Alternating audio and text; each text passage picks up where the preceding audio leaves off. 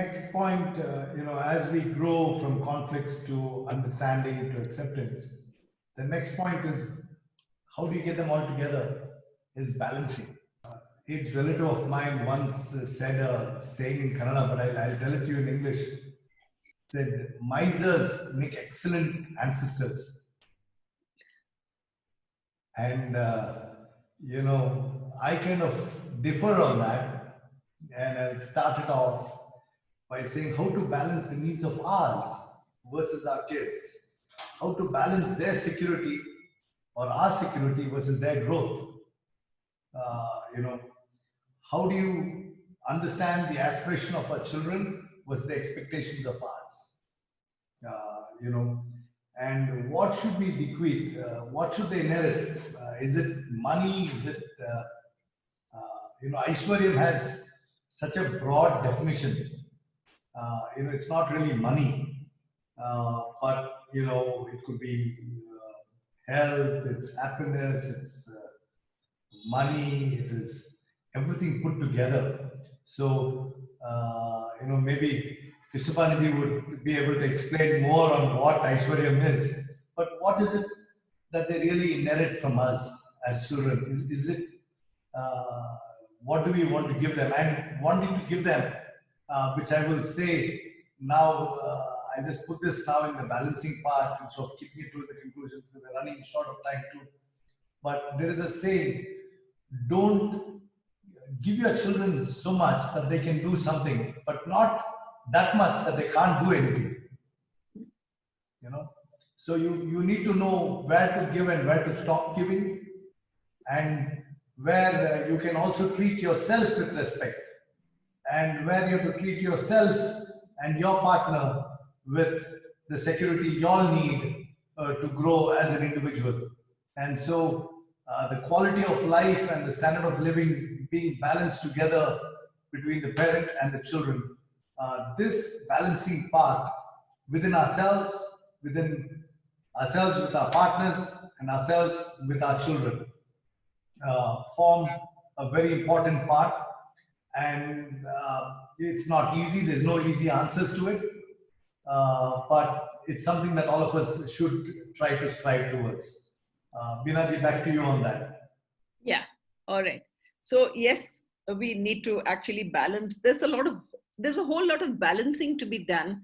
And like you earlier talked about, as we age, through the whole process while we are aging and our children are growing up, I think this whole balancing changes at every stage in our lives. And we have to look at that. We have to look at what we want to leave our children with. But I think more important than anything that is monetary or, anything in the realm of whatever is outside, I think it's very, very important to give them, like I said earlier, the right values and the capacity to be, independent, to take responsibility for their decisions. And that's a very critical one. This business of taking responsibility for your decision is a very, very big one, because most children, when they can't cope with it, then they just fall back on us, on parents or whatever. But I think, they should choose, they should fall if they have to fall and they've made the wrong decision and they have to pick themselves up. That strength is something that we need to give to our children. I think that's very critical. So I think much more than anything that we talk about, I think we need to give them that self-confidence, that business of taking responsibility for themselves, and for them to want to discover the world, the ability to go out there and discover the world for themselves, not just be closed in and be nervous or fearful. I think we have to dispel that for them. So would anybody like to add to that? Yeah, very nicely explained, Binaji. And in this process, the parents are also able to lead a life. A life themselves also. Of course, we are joined with our children. It's a life of togetherness. But then too much of engrossment also doesn't fructify in something lots of positive. Right. So parents need to think, are they leading their life also? This is what I'll leave you with. Yeah. Is Krishnapani there? Yeah. He hasn't shared anything spiritual. Can I say something? Yes, please. Waiting for you. there is a very beautiful saying in Hindi which says, "Poot saput to kahe dhan sanchay, poot kaput to kahe dhan sanchay." The rough translation is, if your son is a good person, why do you need to accumulate money? And if he is a bad fellow, even then, why do you need to accumulate money? In the first case, he would know how to earn money. And in the second case, anyway, he would lose all the money which you give to him. So in either case, there is no necessity to look at it from the point of view of monetary, security that is provided. The second aspect is most of us do not distinguish between life and living. Living is such a narrow thing where you are concerned about yourself and your own comforts and your own way of leading your life and fulfilling desires. But life is much, much vaster. It is something which is to be explored, and the balancing should come there, that you should be able to understand life and living together, and then bring about that balance where you are able to see the vastness of life, the beauty of life, and life has got so much to offer other than just making a living out of it. So that's the area where you need to bring about the balance. And that, we also tend to forget that money is only a means and also a consequence. Money cannot be an object for pursuit of or an activity for which you go after it. Money is a consequence of action, and the right kind of action would bring in the required money.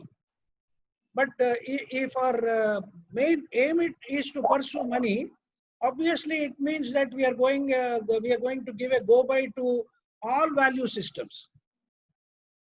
No value will work when I'm only bothered about making money and nothing else. So that's where we need to provide the balance and also the background for the children to understand that money is only a consequence and it cannot get everything you want. Right. Very nice. Yes, very nice. Yeah, very nice. Anybody would like to add to that? Otherwise, we can go on. Binaji, yeah, Binaji, I won't take much time. I just want to reflect upon, I think Vikramji mentioned about Abraham Maslow's hierarchy of needs, right? Yeah.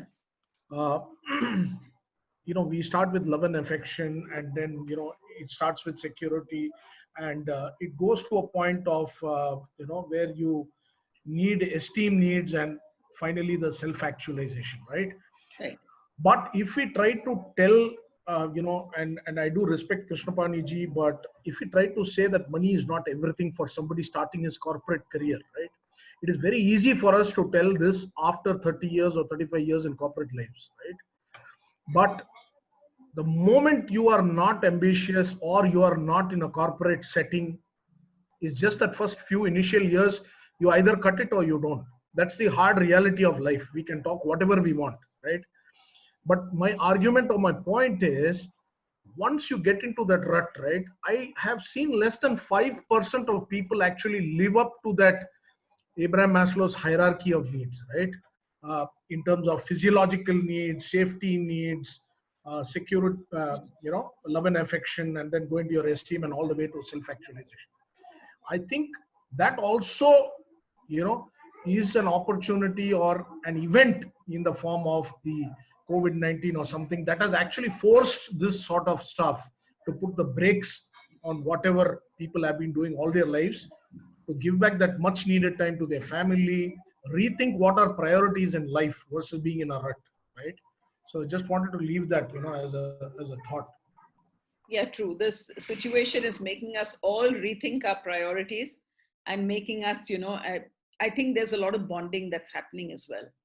So let's get on with the next topic, Vikramji, because we still have two more to go. Sure. The next one was what I was planning to talk on the most, but I'm going to keep it short. But these are unexpected situations. What changes us in life? And in fact, it goes back to what Gail was talking about also. And um, there are different unexpected situations which takes place, which shape our life. There are events which happen, which change what we think about. By the way, I grew up doing a business, and none of my 3 kids want to do anything to do with business. My son is in med school and he wants to go become a professor. My daughter is 16. She wants to change the world, completely idealistic. She's also going into medicine. And I don't really know what the third one wants to do, but none of them want to go into business. But what changed things for me to get out of businesses into a much more passive role than an active role was my health. I had an adverse event 4 years ago where I had a heart attack. I was being taken to the hospital. I didn't have a will.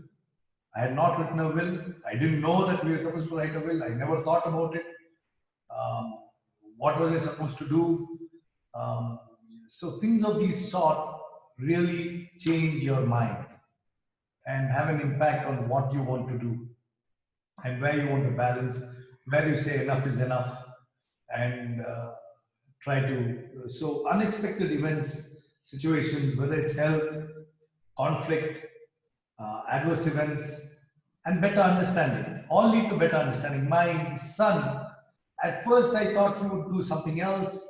People say, that do you like it that he's studying medicine? I'll tell you, even if he wanted to do painting, I wouldn't mind. I just personally would like him to be a very good painter if he goes into painting. That's about it. I'd like him to excel in what he wants to do, but even that's not gotten into our hand. It's not in our hand. These are journeys which we don't think about, but as you would say, critical events shape our life. There are different steps which we suddenly age. Suddenly in 6 months you will see somewhere in the 40s, somewhere in the 6 months, suddenly in the 30s, you suddenly change. You suddenly realize, and you look at yourself differently. You look at the world differently.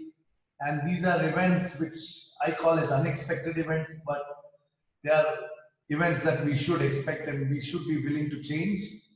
And we should be able to understand the enormity in which it affects our life and affects our children's life. The third point is all about unexpected situations.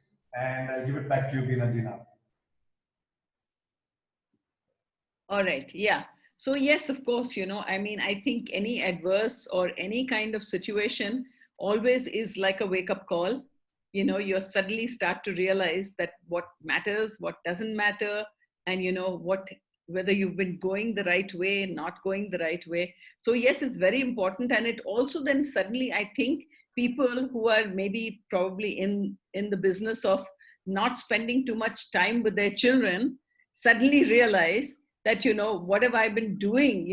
I don't have many years left, and I haven't even spoken properly to my children. I haven't spent the adequate time with the children. So, lots of things happen along the way. And I think, there is something in me that always I felt, at least about my own life, is that everything that's happened to me, adverse or whatever, has been something that's changed me. And it's always been for my evolution. I don't know if you all feel that way, but you always feel that this is going to this suddenly takes you into another level. Maybe it's another level of bonding. Maybe it's another level of intelligence. It may be even monetarily, it might be something different. But every event that happens in your life really actually is just a stepping stone.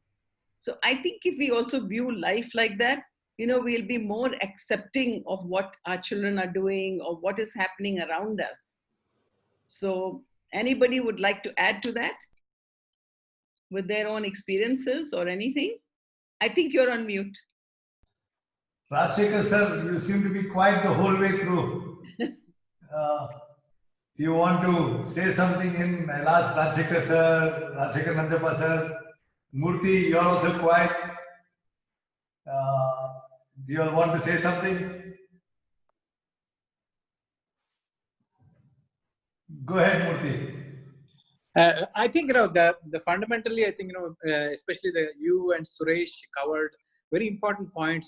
One is about we can give some freedom to the kids, but it should not be like, excessive freedom. That's what I think, Suresh also mentioned. The kids now, even 10 years, 11 years kids, they're having, they're, especially in the metros, we have a challenge with, drugs and all. I think as a parent, we should be as a guide rather than, it's like, an authoritarian sort of a things.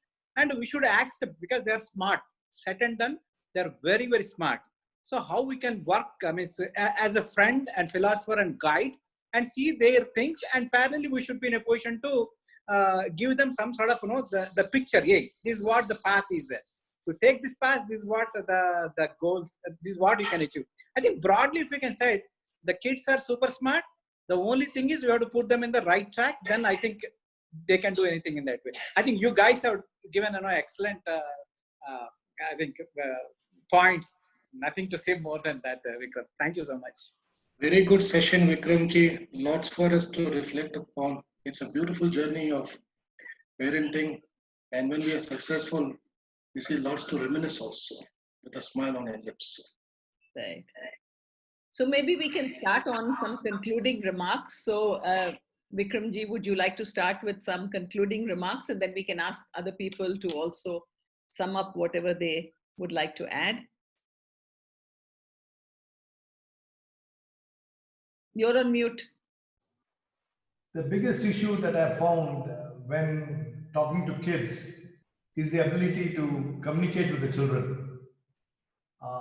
To all the parents out there, I'd say, by the time our children realize what we are saying is right, they will have children telling them they're wrong. Don't expect the kids to understand everything we say, but let them learn from what we do. Let them learn from seeing who we are. Let them learn that the world is good, and put positivity into their mind, be more on their objectives than the micromanagement which is required. Because let the river meander its way through, it will find its way to the ocean. Right. It will go through all the turns. It will go through, there'll be tough rocks on the way, and it'll let the tough rocks remain where they are. As the water is amiable, it will work through, and that's what youth does. And it will take them to where they want to go. I would say, only one thing to all parents, and that's good luck. Because, it's not an easy task. It has no easy answers. It's a very tough road. And it's a road which, unless you're a parent, another parent will be able to understand rather than any other kid. And I don't think a specific advice would work, because there's a saying, feel free to borrow my advice. I'm not using it. It's not that easy, but what is needed is luck, and what's needed is God's grace. With that, God bless. Krishna Panji, is there something you would like to say in the concluding part?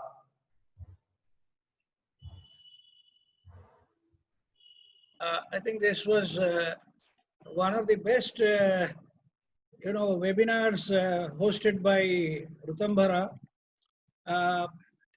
To tell you very frankly, I was wondering when this topic was mentioned, I was wondering what could be the dimensions which you would be bringing forth for our understanding. But it has opened up several, vistas for everybody to think very deeply on these subjects. And you have very beautifully articulated the 6 points which you have identified. And I would like to very briefly sum up.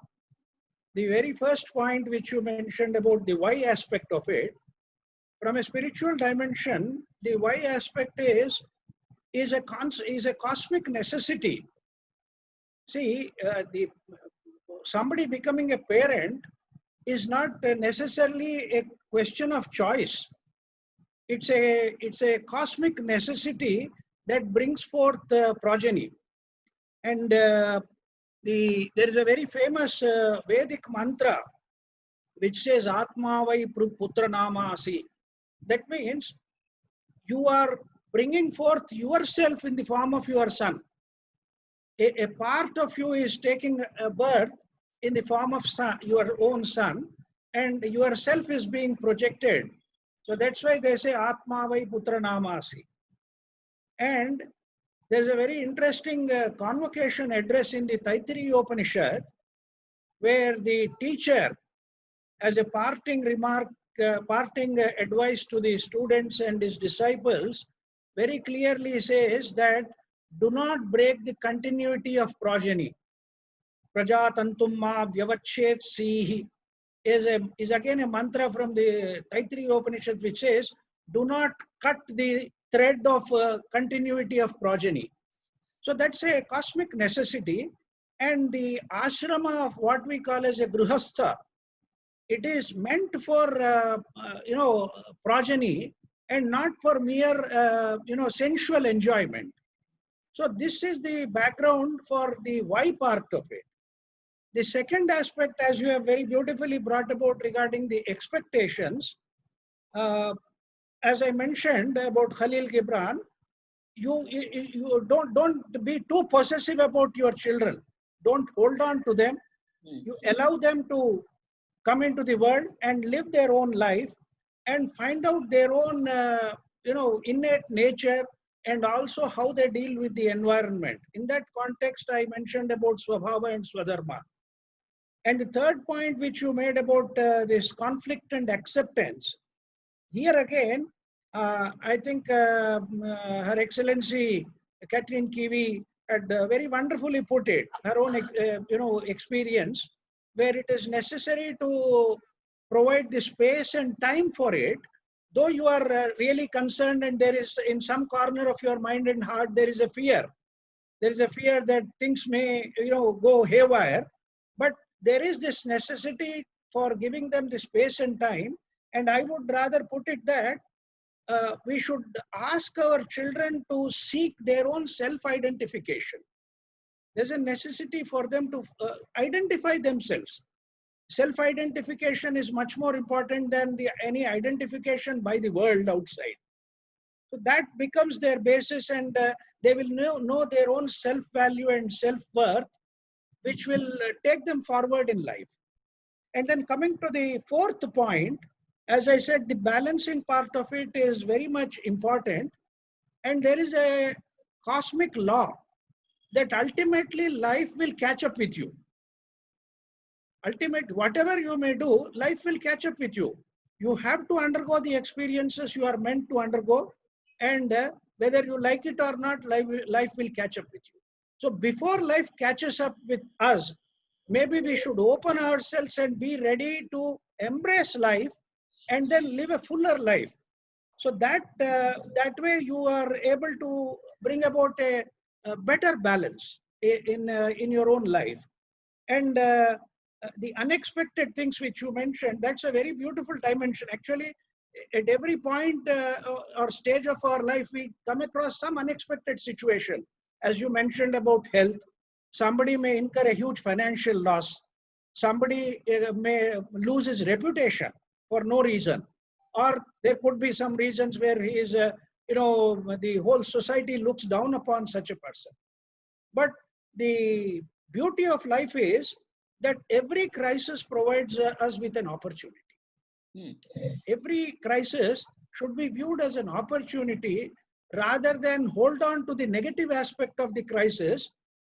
See what is the new dimension that opens up for us to come out of the crisis and come out better actually.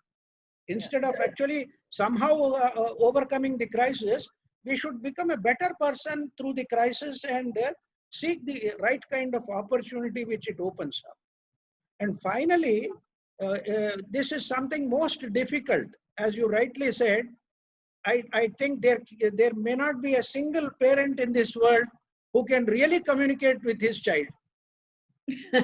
This is something, even Sri Rama might not have been that way. there might have been definitely some differences between Dasharatha and Sri Rama also, because the very nature of things provide that gap. I think the best way of communication is only through action. Your actions are better means of communication with your children than the words. And I personally, in my own experience is, with my children, I have drawn a certain line. I said, there are certain values which I'm not going to compromise under any circumstances. Whatever you do, I would rather sacrifice you than my values, or than what I hold as valuable for myself. That message has to go to the children, that there is a Lakshman Rekha, there is a line which your child cannot cross, and you would not support him when he crosses that line. That communication has to go directly to them, and that is possible only when you are not deluded by your misplaced affection and love for your child, which is nothing but attachment as such. It's not true love and true affection. There is a saying, it's actually like an oxymoron, which says, especially with your children, you need to be cruel to be kind. You need to be very cruel with them sometimes to be really kind, because we have a social responsibility, and the Dharma Shastras very clearly say that you cannot allow your child to become a social evil under any circumstance. He should not be a Praja Kantaka. He should not be a person who is a thorn in the flesh of the society. So that is the greatest responsibility of the parent, and that communication can go only when you hold on to your values and you communicate that through action. I think we have had a wonderful session, and I am truly thankful to Vikramji for bringing out several dimensions. I think he might have had a lot of time during this lockdown period to think very deeply on this subject, and he has come out very beautifully, and we are all really grateful to you, and we thank you profusely. Yes, thank you so much, Vikramji. That was a beautiful presentation, and very well thought out. All the points were very relevant to what we experience as parents, and it was a beautiful journey. So thank you so much. And we will have more of these sessions, because I find that everybody wants to interact on sessions like this. So we will at Rtambhara come up with more sessions where we can have panel discussions or general discussions like this. But I want to tell everybody here that we have two great programs for you. And Krishna Paniji, you just heard, on 17th July, he is going to be talking to us on the ocean of becoming and the oneness of being. And that's a beautiful topic as well. We talk about becoming and being, and that's the two dimensions of us. That's our two dimensions. On Sunday, as usual, we have yoga. And on 21st July, we have a very interesting program with Sun Yogi Uma Shankarji, and he's going to be talking to us on the introduction to Sun Yoga and its benefits. He's very well known in Calcutta and all over. And maybe Pravinji can shed a little more light on Sun Yogi ji. Thank you, Binaji. My contact with Sun Yogi Uma Shankarji goes way back in 1997. When I heard about him from a common friend, his name is Ben Heron. He is a student of anthropology from the University of Manchester. So he became all in awe about India. He left England, came here and settled in Himachal Pradesh in the mountains. And his view was that in some places of the world, it is high living, simple thinking, and what he experienced here was simple living and high thinking. So during his course and time of spiritual unravel, he came across Sun Yogi Uma Shankarji. And what he told me, just, it was jaw dropping. He said that this yogi. He walks barefoot in minus 30 degrees and also in plus 50 degrees. So he has gained a siddha. Sun Yogi that time was in the Himalayas, and so I established a contact with him when I was living in Calcutta, and I was blessed to have the opportunity to host him. So he came to Calcutta, and we had a very good interaction and came to learn about his journey. He was a disciple, he is a disciple of the Aurobindo Society, and he used to sit and meditate in Pondicherry besides the sea. And he started feeling that, okay, by the reflections of the sun which comes on the water, his appetite for food is now less, but he is still healthy. So instead of going for 3 meals a day, he started off with 2 meals, and it became 1 meal. And as his sadhana and his meditation grew, so he was seeing that for without having food for many days, also by meditating on the sun, he is not feeling hungry. Then through his meditations and research, he was able to find solutions to many afflictions, diseases, and ailments, which we sometimes unfortunately become a victim to.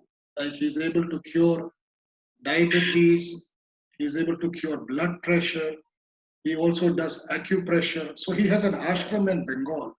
And now over these 20 years, he has got a good following across the world. I met some of his students also from Serbia, from Iran, from different parts. So his mission is to spread the awareness on Sun Yoga and the benefits. So he has special modules and techniques.